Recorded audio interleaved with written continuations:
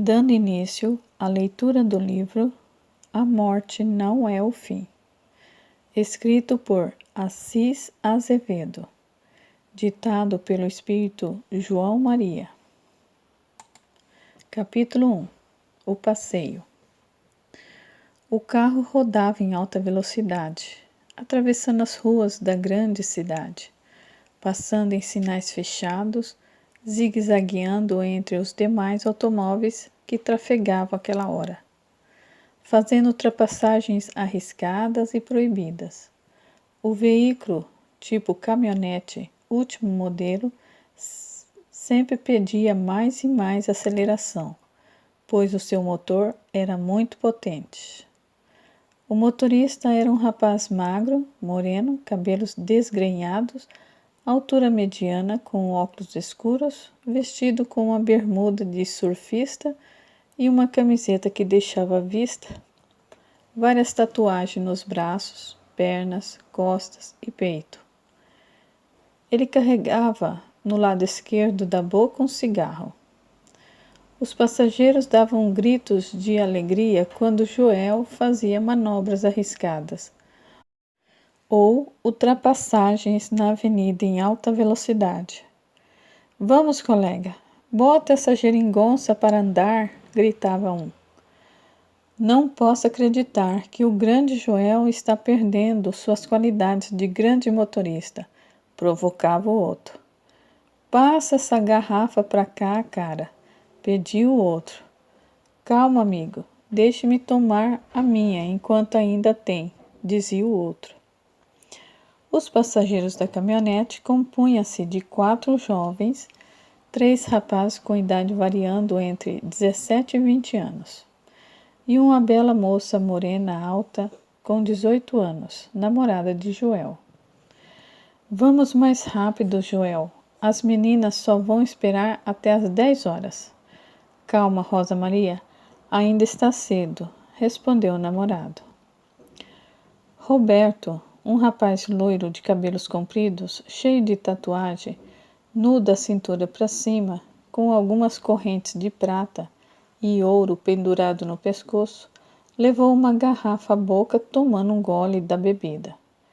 Rindo, pediu ao amigo: "Passa para cá esse negócio, vou dar um tapa para ficar mais esperto."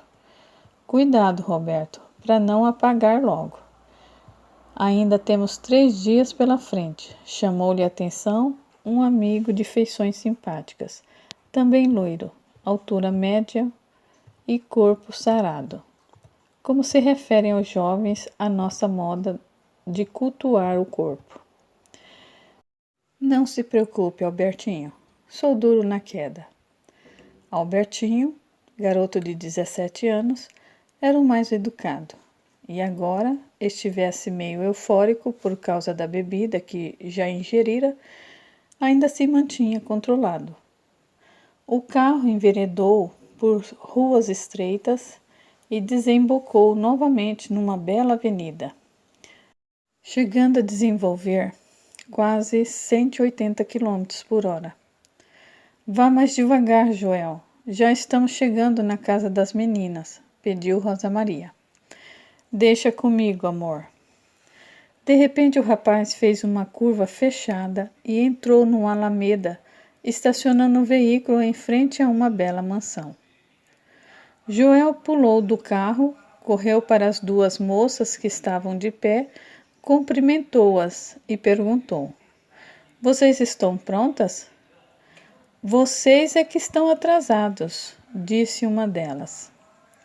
As moças tinham entre 15 e 17 anos, ambas loiras, bonitas e apresentando aspectos alegres próprios dos jovens. Rosa abraçou as amigas e depois disse: "Entre logo no carro, temos que viajar umas 2 horas até chegar à casa da praia." "Diana vai se sentar ao meu lado", disse Albertinho, referindo-se à sua mais nova namorada. Roberto, que estava sempre rindo, olhou para outra moça e disse: "Bem, Clarice, só lhe resta ir ao meu lado." "Ainda bem, cara. que me restou o lugar que eu estava desejando. Roberto riu e disse: Então entre. Vamos, Joel, bota essa carroça para andar.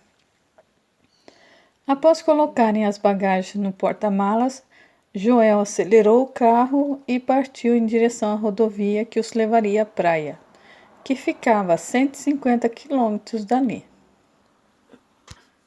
O automóvel deslizava no asfalto, sempre ultrapassando os veículos que trafegavam naquela perigosa rodovia estadual, a uma velocidade alucinante. Os passageiros começaram a cantar e a falar alto. Já haviam bebido muito, e o barulho do carro e do vento fazia com que eles aumentassem as vozes para se fazerem ouvir. Cuidado, Joel, vá mais devagar, pediu Rosa Maria. Deixe comigo, quem está comigo está com Deus. É isso aí, Joel, bota essa carroça para voar, disse às gargalhadas Roberto. Após 1 hora e alguns minutos, o carro entrou numa pequena cidade ensolarada do litoral, onde se podiam observar vários carros chegando para passar o feriadão. Joel dirigiu mais um pouco e entrou na garagem de um casarão, típico de praia. Saiu do carro e gritou: Pessoal, vamos descer e aproveitar a vida. Rosa Maria também gritou: Coloquem a bagagem para dentro e vamos dividir as tarefas. Albertinho fitou a moça e disse: É isso aí, irmã, bote moral na galera. Tome cuidado com a sua vida, Albertinho, alertou Rosa Maria. Joel abraçou a moça e disse: A Rosa precisa tomar alguma coisa forte para deixar essa seriedade. Você sabe muito bem que eu não bebo e nem uso nada que embote os meus sentidos. Roberto começou a rir alto enquanto abraçava e beijava Clarice. Ele falou brincando: Vamos respeitar minha irmãzinha. Quase que ela não aceita vir com a gente. Rosa Maria era irmã de Roberto, ambos filhos de um casal de médicos famosos. Ela só veio porque a mamãe insistiu muito, falou o irmão. Joel, que estava meio tonto de beber a todo instante, disse: Não sei que graça tem aquela religião para enfeitiçar tanto a Rosa. Joel, vamos preparar alguma coisa para almoçar e deixe de falar daquilo que você desconhece, certo? Ok. Após arrumarem de qualquer jeito a bagagem na casa, alguns correram para o mar. Rosa Maria ficou limpando a cozinha e tentando fazer alguma coisa para comerem.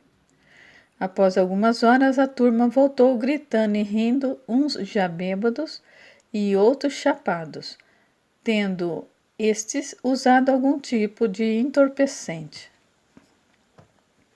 Roberto começou a cantar e a tocar o seu violão, sendo acompanhado pelos demais.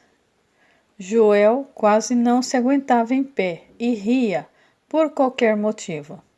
Ele chegou perto de Rosa e beijou-a, tentando fazer-lhe uma carícia mais ousada e sendo imediatamente rechaçado por ela. Não, Joel, você sabe muito bem que eu não sou disso.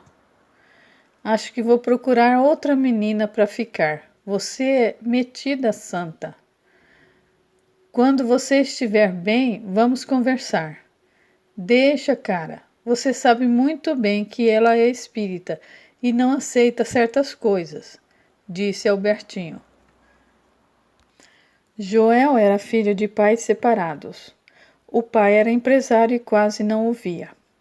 A mãe era psicóloga e no momento estava namorando um homem do qual ele não gostava. Roberto continuava cantando, acompanhado pelas garotas Diana e Clarice. Albertinho estava fumando um baseado. Quando olhou para o lado, viu Rosa observando. Ela pediu carinhosamente ao rapaz: Meu amigo, não faça isso. Fico triste quando o vejo nesse estado, pois eu sei que você tem um coração muito bom. Cara, não sei mais o que fazer desta vida. Aquela garota não merece você. E fez um gesto com o queixo em direção a Diana. Você é muito pura, Rosinha. Acho que não mereço ser seu amigo. Levante-se e venha comer alguma coisa. Depois, Rosa Maria começou a chorar. Ela amava aquele rapaz e não gostava de vê-lo naquela situação. Ela só namorava Joel porque sabia que Albertinho era apaixonado pela bela Diana. Roberto, alegre e meio bêbado, chamou a irmã. Rosa, vem aqui. A irmã aproximou-se e perguntou: O que houve, Roberto? Tome pelo menos um pouquinho de vinho para descontrair. Obrigado, meu irmão. A alegria não está fora, mas sim dentro de nós. Eu estou muito bem assim. Mas não tenho nada contra vocês. Divirtam-se e não liguem para mim. Roberto começou a rir.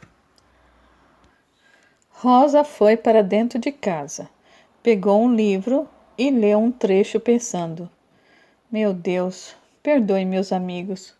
Eles são pessoas inocentes e boas. Nesse momento ela ouviu alguém falar ao seu íntimo: Minha irmãzinha, prepare-se. Chegou a hora. Rosa ficou pensativa. O que é isso? Será que eu estou sendo avisada de alguma coisa? A jovem se sentiu muito triste, mas logo sacudiu a cabeça e disse em voz alta: Estou pensando besteira. Por isso é que o seu Antônio João, presidente do meu centro, diz que devemos tomar muito cuidado com determinadas manifestações mediúnicas. Rosa Maria pertencia à mocidade do centro espírita que frequentava, além de ser evangelizadora. A jovem era médium e excelente trabalhadora, sendo considerada por todos que a conheciam uma pessoa amiga e bastante simpática. Os pais de Rosa, é claro, tinham verdadeira adoração por ela e sonhavam com o dia em que ela se formaria em medicina.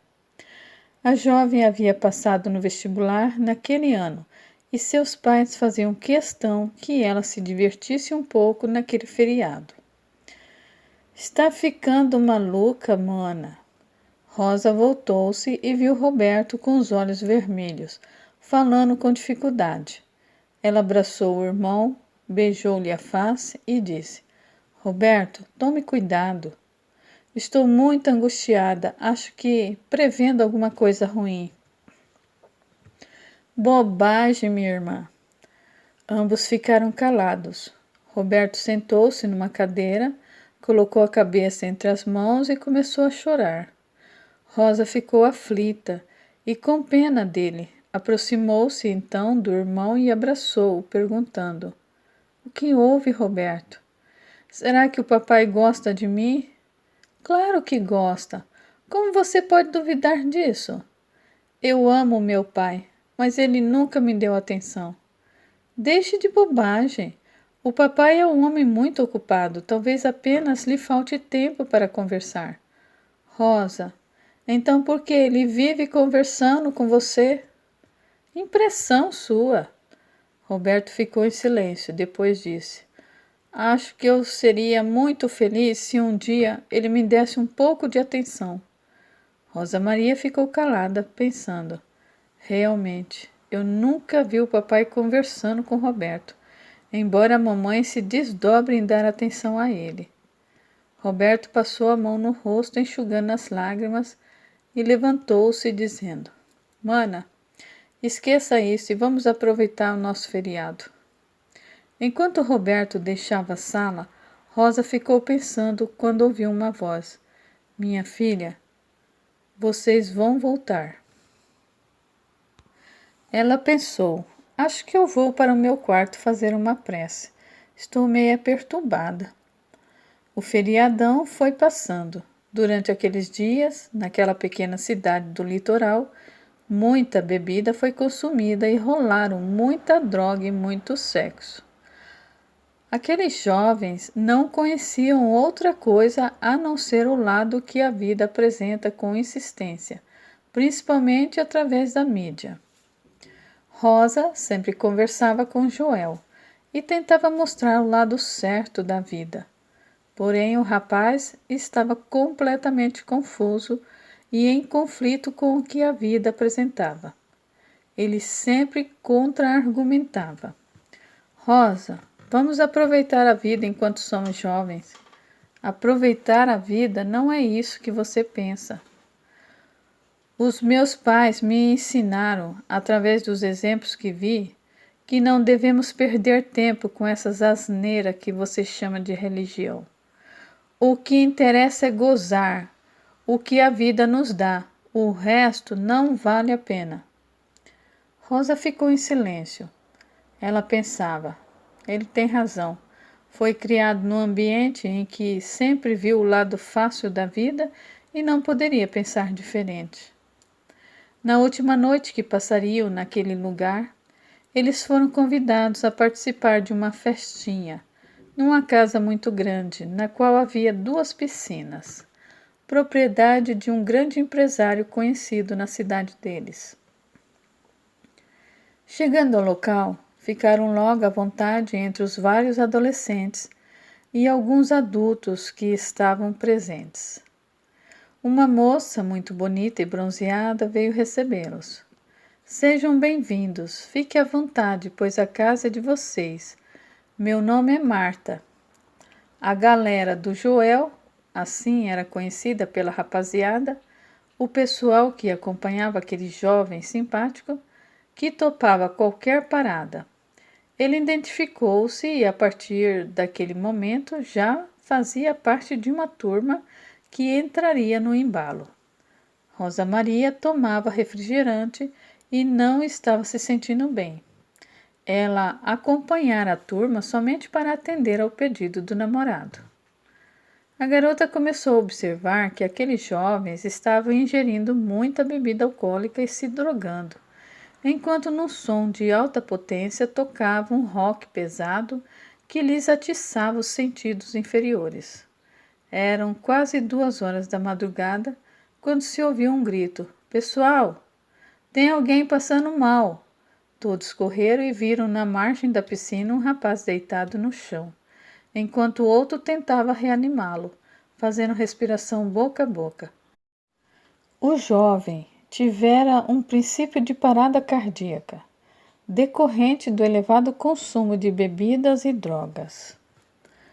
Rosa, que também correra a fim de tentar ajudar, surpreendeu-se ao constatar que se tratava de Albertinho. Ela começou a chorar e a fazer mentalmente uma prece. Meu Deus, não deixe que essa criatura morra. Ele é tão jovem e não sabe o que está fazendo. Depois se acercou mais dele e ajudou a reanimá-lo. Albertinho já estava melhor e procurou repousar numa cadeira de praia. Rosa Maria estava bastante preocupada. A festa havia se transformado numa orgia.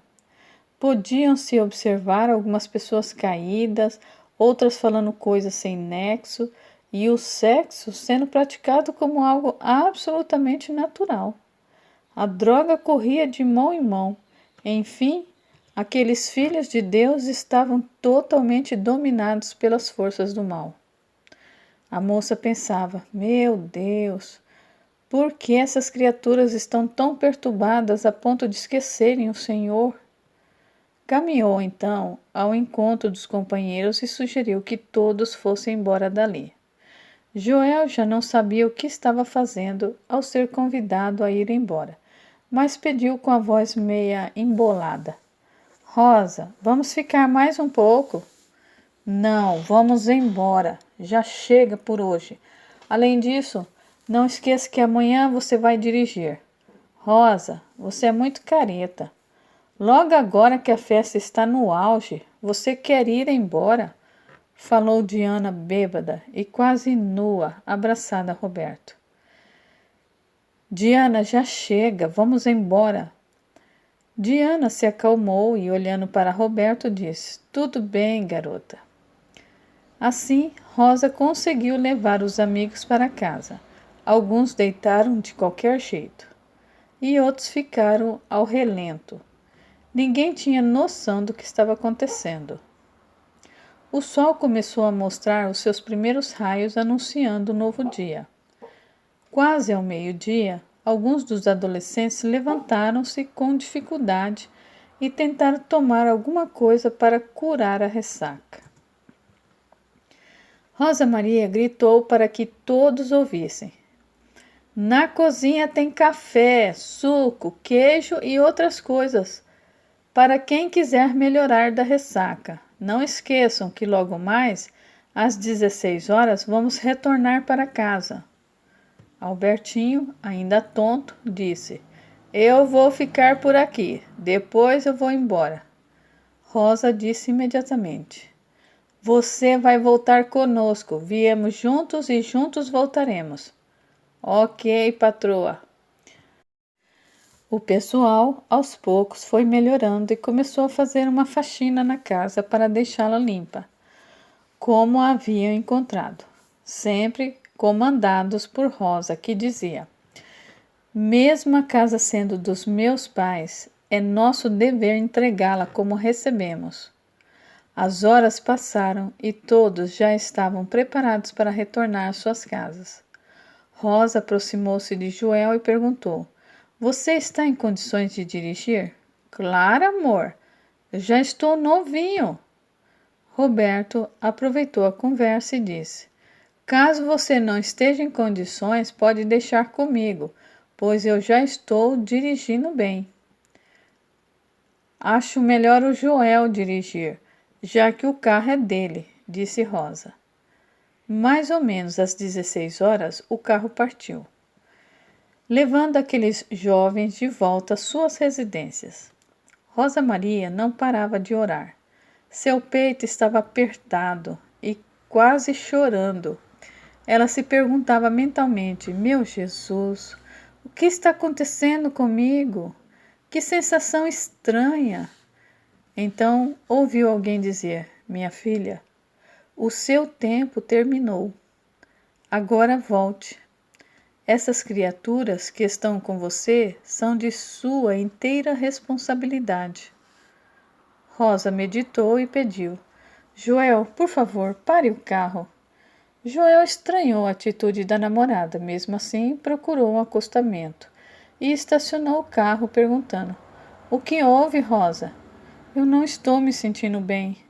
Então vamos esperar até que você melhore.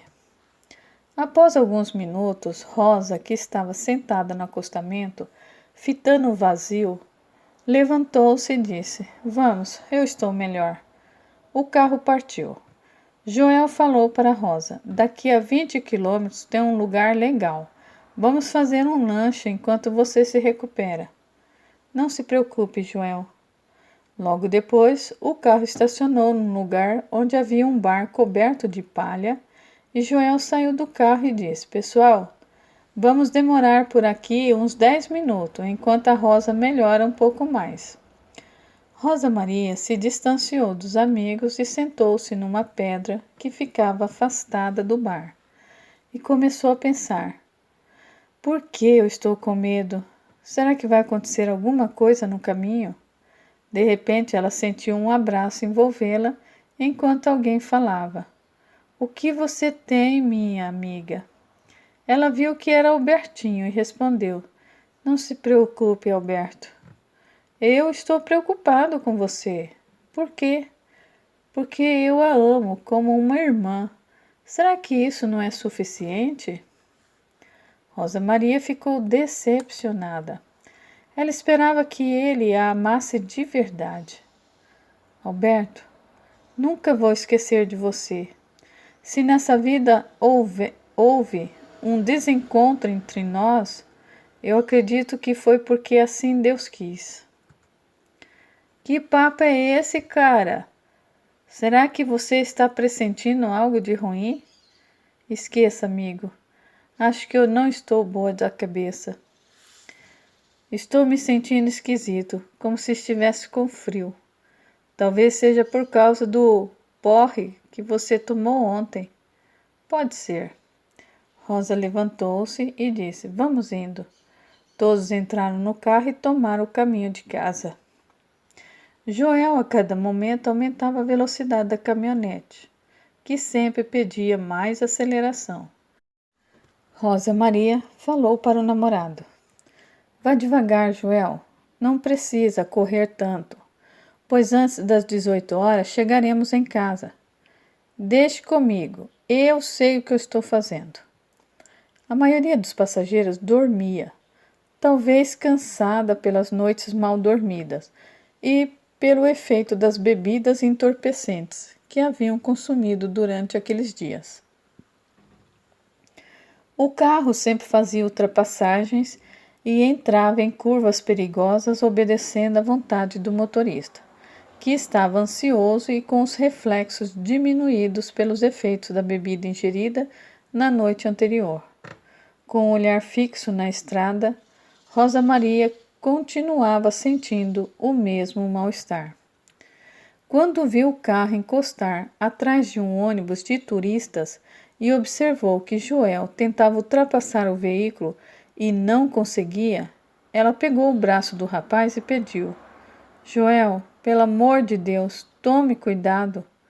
Rosa, deixe comigo, eu estou tentando ganhar tempo, mas esse ônibus anda muito devagar. E além disso, na frente dele vai outro ônibus na mesma velocidade. Assim, nós não vamos chegar nunca. Não precisa pressa. Só faça a ultrapassagem com segurança. Certo, boneca. Joel ficou dirigindo com calma, atrás do ônibus, e quando apareceu uma reta bem conservada, própria para motoristas imprudentes desenvolverem altas velocidades, mesmo estando cheia de lombadas perigosas, ele gritou: Agora vou mostrar a essas lesmas como se faz. Cuidado, Joel, alertou a namorada.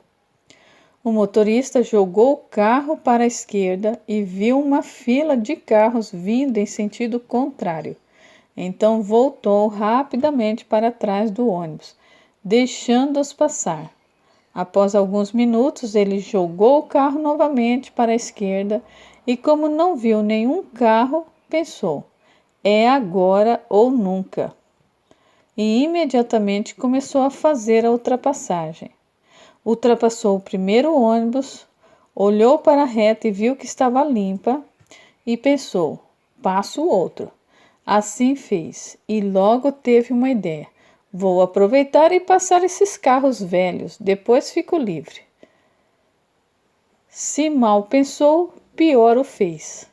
E quando ia terminar de ultrapassar o último carro, apareceu na sua frente, repentinamente, sentido contrário, outra caminhonete na mesma velocidade da dele, ou talvez em velocidade até maior. E Joel pensou: estou perdido. Tentou jogar o carro para trás do automóvel que estava à sua frente, mas não conseguiu. Os motoristas dos carros não lhe deram passagem, pois não havia acostamento suficiente. E nem daria tempo para isso, pois tudo aconteceu numa fração de segundos. Joel soltou o volante e botou as mãos no rosto. Rosa gritou: Meu Deus! A turma acordou e gritou. Os gritos se confundiram com um barulho que ninguém sabia distinguir. O carro de Joel pegou na lateral de outra caminhonete que vinha na contramão a uma velocidade acima de 150 km por hora, após as tentativas de brecar para dominar o veículo. Ambos se chocaram e se desgovernaram, caindo num pequeno barranco. Silêncio. Os motoristas dos carros que trafegavam naquela hora pararam e correram para tentar salvar alguém.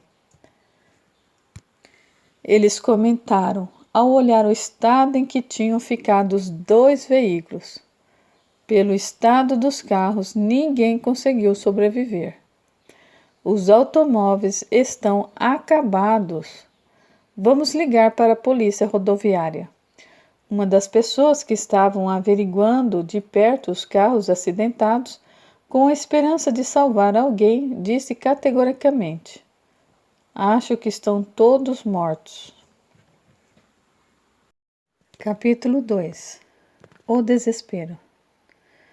Passava das 20 horas quando Yolanda chegou em casa correndo e perguntou à empregada: Célia, meus filhos já chegaram? Até agora não, doutora. Você viu o noticiário? Vi uma parte do jornal. Houve um acidente com mortes aqui perto, mas ainda não identificaram as vítimas. Estou sentindo um aperto no coração. Doutora Yolanda, isso é só preocupação de mãe, não se apavore. Yolanda correu ao telefone e ligou para o hospital perguntando: Vocês sabem me informar se a ambulância já saiu para socorrer o pessoal acidentado no final da tarde? Por favor, quem está falando? Doutora Yolanda. Saíram 2 ambulâncias para o local do acidente, doutora, mas até agora não voltaram. Você não sabe me informar mais nada? Os médicos que foram na ambulância ligaram pedindo que nos preparássemos para que o Instituto Médico Legal estivesse em condições de receber os corpos, pois, infelizmente, todos os envolvidos no acidente estão mortos. Passada, Yolanda desligou o telefone e logo em seguida o aparelho tocou.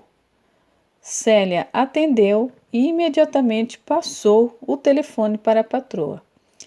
Agoniada, a médica disse: Alô, é Yolanda. Quem está falando? O que foi que aconteceu? Yolanda, aqui é Ellen, mãe do Albertinho. Estou no celular, a caminho do IML. Telefonar avisando que o meu filho... A mulher não conseguiu completar a frase. Alô, Ellen, o que você está dizendo? Entre soluços, a mulher completou. Um dos carros acidentados era aquele em que os nossos filhos viajaram para a praia. Yolanda estava acostumada com aquele tipo de notícias, pois era médica e já havia visto vários casos de morte por acidente. Entretanto, agora era com ela que aquilo estava acontecendo. Não conseguindo controlar a grande dor que sentiu ao ouvir as palavras de Ellen, desmaiou. Célia correu para socorrer a patroa e depois ligou para a clínica em que o Dr. Roberto, marido de Yolanda, estava de plantão. Foi então avisada de que ele havia saído apressado, para destino ignorado, depois de receber um telefonema. Célia tentou contatá-lo pelo celular, mas estava desligado. Recuperando-se do desmaio, Yolanda começou a chorar e, descontrolada, a gritar bem alto. Pegou as chaves do carro e disse: Vou sair. Para onde, doutora? Perguntou Célia, preocupada com o estado emocional de sua patroa. Não sei. Deus se compadeça de mim e também me leve desse mundo. Tenho certeza de que meus filhos morreram nesse maldito acidente. Enquanto isso, numa bela mansão, num dos bairros nobres da cidade, havia algumas pessoas chorando e outras quase desfalecidas. Meu Deus, o que será de mim sem minhas filhas? Falava uma senhora elegante que enxugava as lágrimas em um lenço de seda, enquanto a sua empregada tentava ajudá-la, oferecendo-lhe um calmante. Por favor, dona Carme, procure se apegar a Deus para enfrentar essa desgraça, pedia Joana. Joana, empregada da família de Juliano, grande empresário do ramo de eletrodomésticos, chorava também e pedia a Deus que não fosse verdadeira a informação que a patroa recebera a respeito do acidente que envolvia o carro em que as suas filhas, Diana e Clarice, viajavam. Também, num belíssimo apartamento em outro bairro nobre da cidade, marido e mulher discutiam. Você é o culpado pela morte do Joelzinho, seu irresponsável. O menino sempre procurava o pai e não encontrava. Calma, Cristina, isso não é hora de brigarmos. mas sim de nos unirmos. Não podemos lutar contra o destino. Paulo, você não tem coração, você age como se nada tivesse acontecido e ainda fica falando em destino, como se ninguém tivesse culpa do que aconteceu.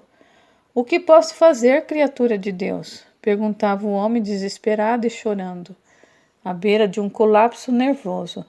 Se eu pudesse, eu daria minha própria vida em troca da vida do meu filho. Pelo menos vá para perto dele enquanto seu corpo não é sepultado. Paulo Antônio continuava chorando e andando inquieto pela casa. Por fim, decidiu: vou para o IML. Cristina continuava chorando e gritando, sendo atendida e consolada pelos amigos e vizinhos. Eles diziam: a vida é assim mesmo, minha amiga. Tenha forças para suportar essa dor. Joelzinho já deve estar nos braços de Deus. Cristina enxugou o rosto, pegou as chaves do carro e disse para a empregada: vou atrás do meu filho. Uma das amigas disse: cuidado, Cristina, você não está em condições de dirigir. Se eu morrer, será uma bênção que Deus me dará nesse momento. No Instituto Médico Legal, havia um aglomerado de pessoas querendo saber notícias dos acidentados. Os pais e demais parentes das vítimas causavam um grande tumulto tentando entrar no ambiente destinado aos corpos e sendo impedidos por médicos e enfermeiras. A imprensa estava presente fazendo a cobertura daquele acidente fatal, em que vários jovens haviam perdido a vida. Surgiu então um médico porta-voz do IML para dar informações a respeito do sinistro acidente. Senhores, os corpos estão sendo preparados para serem entregues às respectivas famílias. Um dos repórteres perguntou: doutor, houve algum sobrevivente? O médico baixou a cabeça, enxugou no avental as lágrimas que desciam por seu rosto e respondeu: lamento pela família e pelos amigos das vítimas. Todos foram examinados e o resultado foi extremamente doloroso para nós, porque não sobreviveu nenhum passageiro dos 2 veículos envolvidos no acidente. Tentando a todo custo controlar a emoção, o médico respirou profundamente e finalizou: lamento, senhores, todos morreram. Várias pessoas desmaiaram enquanto outras choravam e gritavam descontroladas. Um senhor vestido de branco, aparentando trabalhar na área da saúde, adiantou-se e disse: companheiro, também sou médico. Meu nome é Roberto e desejaria entrar no necrotério, se fosse possível. E cabisbaixo informou: meus filhos morreram nesse acidente. Lamento, Sr. Roberto. Temos que cumprir as normas do IML. O senhor sabe muito bem que estamos cumprindo ordens. Dr. Roberto baixou as vistas, dirigiu-se à esposa Yolanda e, abraçados, ambos choravam. Ela gritava desesperadamente: meu Deus, o que será de mim sem meus tesouros? Rosa, como você está, minha filha? Meus amores, desculpe a mamãe, por favor. Sentada num dos degraus do prédio, encontrava-se uma senhora abraçada por um senhor e rodeada por algumas pessoas. O homem falava para a mulher, tentando acalmá-la. Tenha calma, Carmen. Nossas filhas devem estar melhor que nós. Juliano, não consigo acreditar que as nossas queridas filhas estejam mortas. Meu Deus, o que fazemos para merecer tamanho castigo? Carmen, não fale assim. Eu não queria deixá-las ir e esse maldito passeio. Parece que eu estava adivinhando.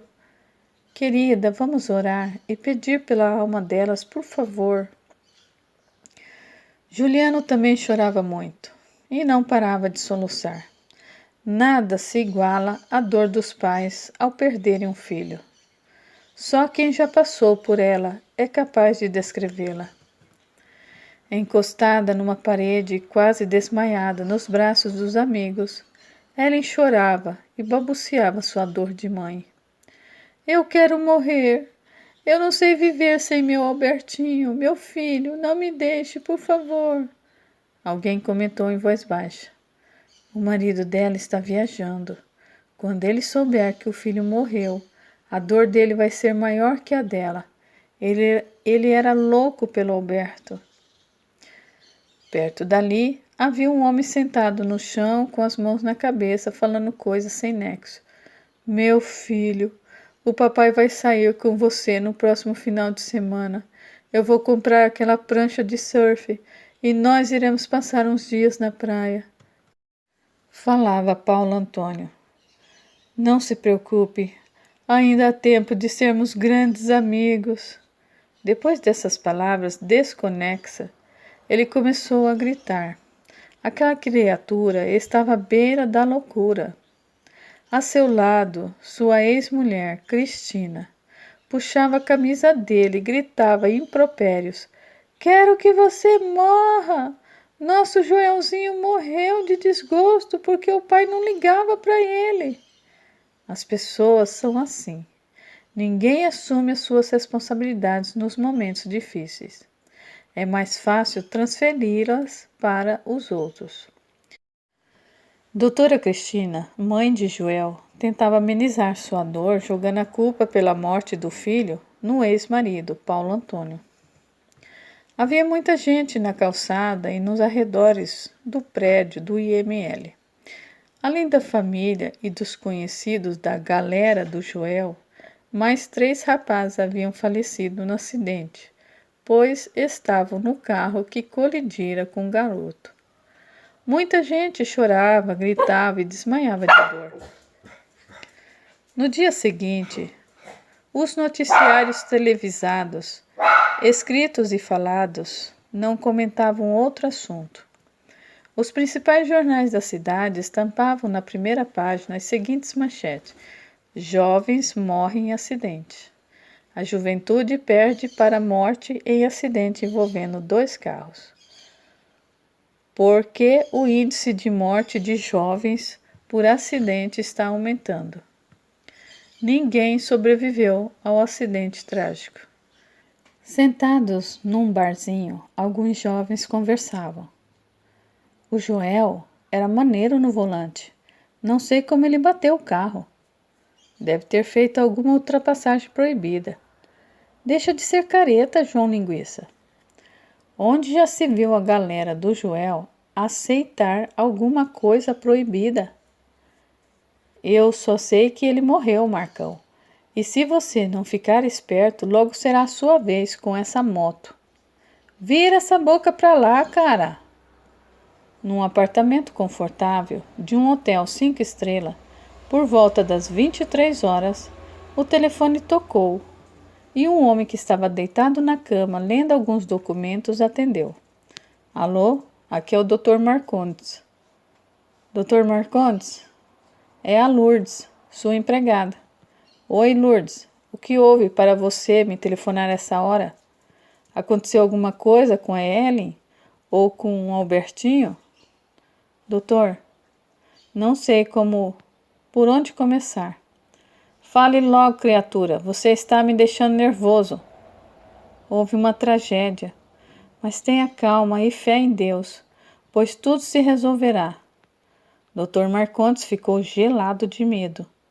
Percebera que não receberia boas notícias. A empregada fez uma pausa. Ela também não estava em condições de transmitir aquela notícia ao patrão. Mas Ellen pedira-lhe que telefonasse para o marido, avisando-o do ocorrido.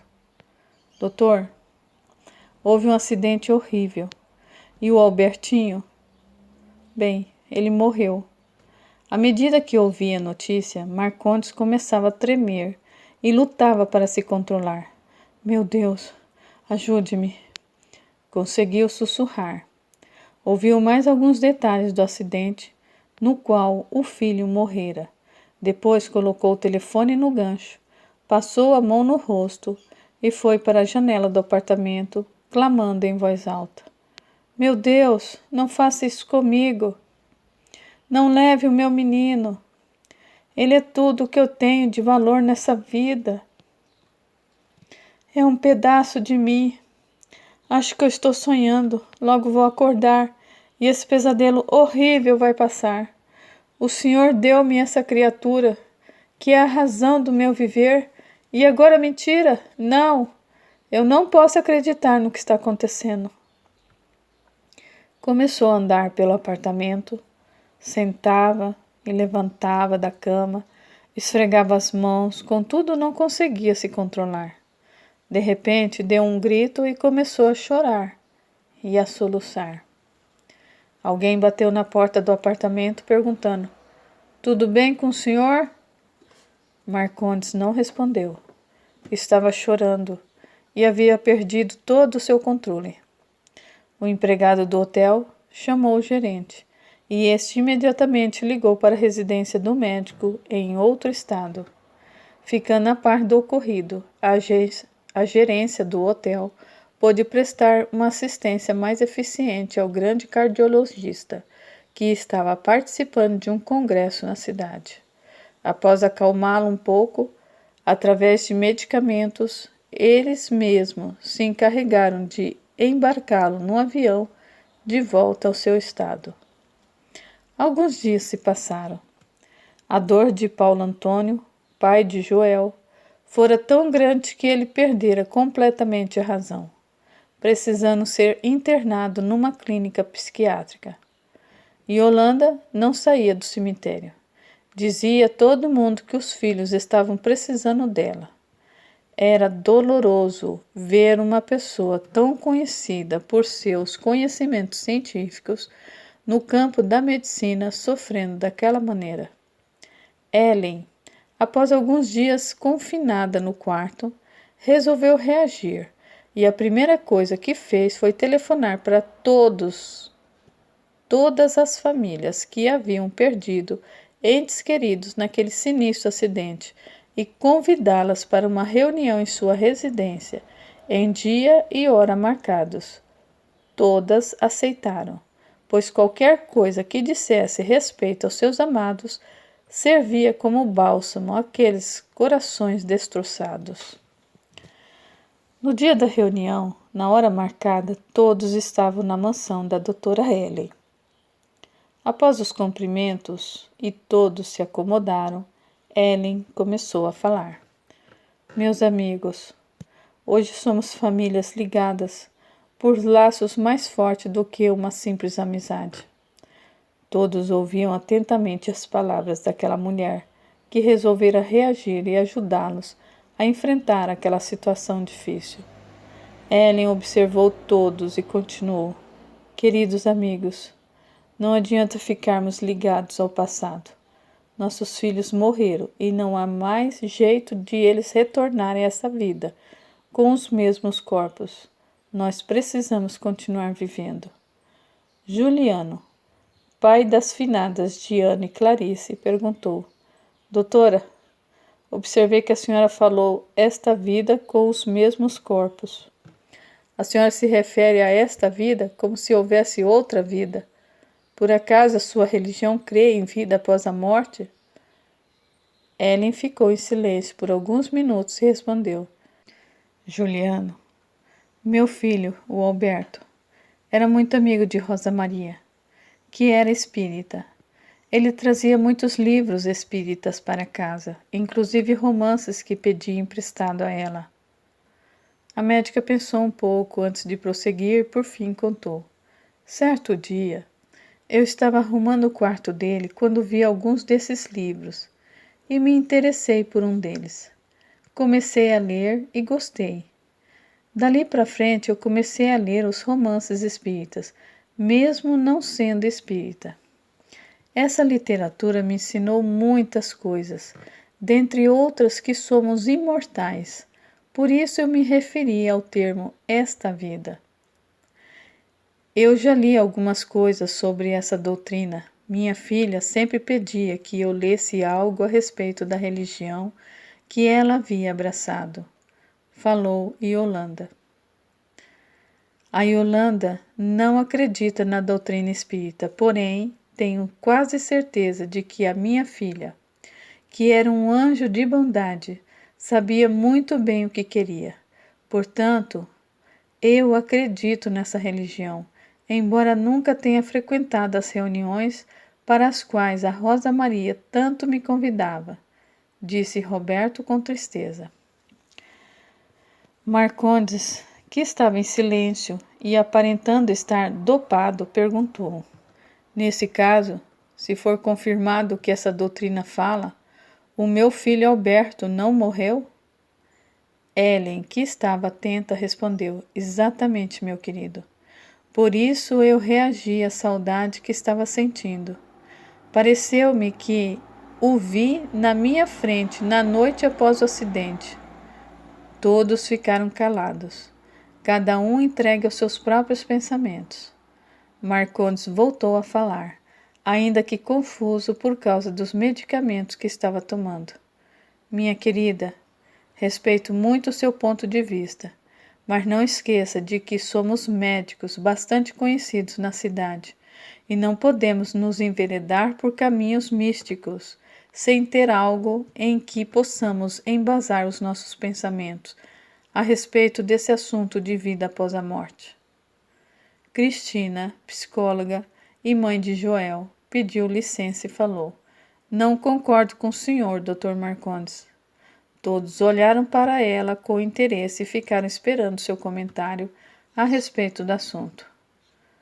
Não concordo com o Dr. Marcondes, apesar do respeito e da admiração que tenho por ele, como excelente e respeitado cardiologista. A mulher respirou fundo e continuou: meu filho Joel sofreu bastante. Eu nunca encontrei tempo para dedicar-me a ele, enquanto pai, que se encontrava hospitalizado, mesmo amando muito o filho, também nunca se preocupou com ele. Mas, apesar desse descaso que tínhamos para com o nosso menino, ele estava mudando desde que conhecera Rosa Maria. Nas poucas vezes em que conversamos, ele dizia que a morte, como a entendemos, não existia. O que havia era a passagem desse para um outro mundo. Cristina se calou por alguns segundos e em seguida prosseguiu: sendo assim, aprendi com o meu filho que, embora não comprovado pela ciência, existe algo que não sei explicar, mas que é defendido com muita convicção pela doutrina espírita. Uma senhora muito bonita, que estava calada, pediu licença e falou: vocês já sabem que eu me chamo Mara. Sou mãe de Paulinho, motorista do carro que colidiu com o automóvel do Joel. Todos a fitaram e fizeram um gesto de simpatia. A mulher perguntou: doutora Cristina, é somente por isso que a senhora não concorda com a opinião do Dr. Marcondes? Cristina levou alguns segundos para responder: não é só por isso, minha querida Mara. Por que mais? Porque na noite anterior ao acidente eu vi o meu filho perto da minha cama dizendo: mãe, eu amo a senhora e o meu pai, mas eu tenho que voltar. Terminou o meu tempo. Depois dessa aparição dele, levantei-me, fui até a cozinha beber água e pensei: acho que eu estou preocupada com o Joel. Por isso a minha mente manda mensagens sobre ele, parecendo coisa verídica. Depois do acidente, eu pensei na doutrina espírita e cheguei a uma conclusão. Não sei explicar como, mas o meu filho está vivo. Eu o sinto a todo momento e ele está perto de mim, chorando e pedindo alguma coisa. Isso não prova nada, Cristina, falou Marcondes. Concordarei se o senhor me explicar esses fenômenos que vêm acontecendo comigo quase diariamente, antes e depois da morte do Joelzinho. Sou psicóloga e tenho procurado explicações para isso, mas não as encontro, ou melhor, há muitas explicações, mas nenhuma me convence. Todos ficaram em silêncio. Ninguém se pronunciava, com receio de emitir sua opinião e causar polêmica. Ellen deu a reunião por encerrada, dizendo: Amigos, nós nos reuniremos todos os meses para conversar e aos poucos encontrar forças para voltarmos a viver normalmente. Após alguns minutos, todos se despediram e foram embora mais aliviados, pensando na possibilidade de a doutrina espírita estar certa, tendo em vista que somente assim uma esperança nasceria nos corações daqueles pais, a de que seus filhos continuavam vivos. Yolanda e Roberto conversavam dentro do carro no trajeto de volta para casa. Roberto, o que você achou da reunião? Roberto olhou para a esposa e respondeu com outra pergunta. Será que nossa filha estava certa nas coisas que dizia sobre a religião dela? Ambos se calaram. Enquanto isso, na residência de Marcondes e Ellen, ambos meditavam a respeito de tudo o que havia ouvido. Marcondes estava sentado numa poltrona no quarto do casal, com um olhar perdido, quando a esposa lhe perguntou: Querido, em que você está pensando? Estou pensando no que Cristina falou. Por quê? Porque ela é uma psicóloga. Uma psicóloga estuda a mente, os fenômenos, as atividades mentais e o comportamento das pessoas em suas relações com o meio físico e social. Sim, e daí? Ellen, se uma psicóloga não encontra explicações para determinados fenômenos e mesmo assim admite a possibilidade de que eles existam, isso significa que há neles alguma lógica, e mesmo que não consiga entender, tudo o que ela disse tem fundamento. Querido, vamos dormir. Você precisa descansar. Vá dormir. Pretendo ficar pensando em tudo o que ouvi hoje. Marcondes continuou acordado, observando o jardim da janela de seu quarto. Começou a chorar e olhou para o céu, que naquela noite estava bastante estrelado. Quase num murmúrio, pediu: Senhor, meu Deus, nunca fui seguidor de nenhuma religião, porém eu acredito que o Senhor existe. Por favor, responda-me por que o meu filho Alberto morreu. Ou será que ele está vivo, como pensa Cristina? O médico tomou um copo de água, depois tornou a sentar-se e ficou observando a esposa adormecida. De repente, Ellen começou a falar, embora continuasse dormindo.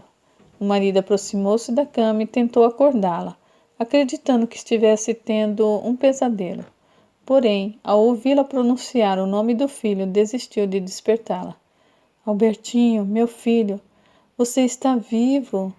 Chorei e sofri tanto quando soube que você havia morrido. Menino, tome cuidado com a vida, por favor. O médico observou que a esposa estava sorrindo de felicidade. Curioso, ele aguardou que Ellen tornasse a falar, e para sua surpresa ela disse: Menino, vá tomar um banho para eu fazer um exame nesses cortes que ainda estão sangrando. Se for o caso, eu vou levá-lo ao hospital para suturar isso. Marcondes continuou prestando atenção ao que a esposa falava, e de repente ouviu um grito chamando por ele. Marcondes, pelo amor de Deus, não deixe nosso filho ir embora. Ela abriu os olhos e chorando abraçou o marido. Ficou assim por alguns minutos. Marcondes acalmou-a, dizendo: Querida, tudo está bem, tome um pouco de água. Ela sentou-se na cama e bebeu a água que o marido lhe estendia. Marcondes se sentou ao lado dela e ficou calado. Ellen encarou-o e disse: Querido, eu tive um sonho que pareceu real. Como foi esse sonho? Sonhei com Albertinho. Chegava em casa todo sujo de sangue, com cortes profundos em todo o corpo. Desesperado, pedindo ajuda. Eu ficava muito feliz, pois via que ele não havia morrido. Ela ficou um pouco em silêncio, tentando se lembrar dos detalhes do sonho, e depois prosseguiu. Eu estava alegre e pedia que ele fosse tomar um banho para depois suturar os cortes que eu via em seu corpo. Porém, neste momento ele disse: Mamãe, eu amo muito a senhora e o meu pai, mas eu irei fazer uma viagem e logo voltarei. Marcondes chorava. Agora ele entendia as palavras que ouvira a esposa dizer enquanto dormia. A mulher, que estava melhor, perguntou: Por que você está chorando, querido? Porque sei que nosso filho está vivo e que Cristina tem razão quando diz que Joelzinho anda aparecendo para ela. Ainda não sei explicar nada a respeito dessa doutrina que o povo chama de espiritismo, mas eu vou estudar isso direito para tentar entender melhor a quem sabe falar com o meu filho e ajudá-lo nessa outra vida. Aguardem, a história continua.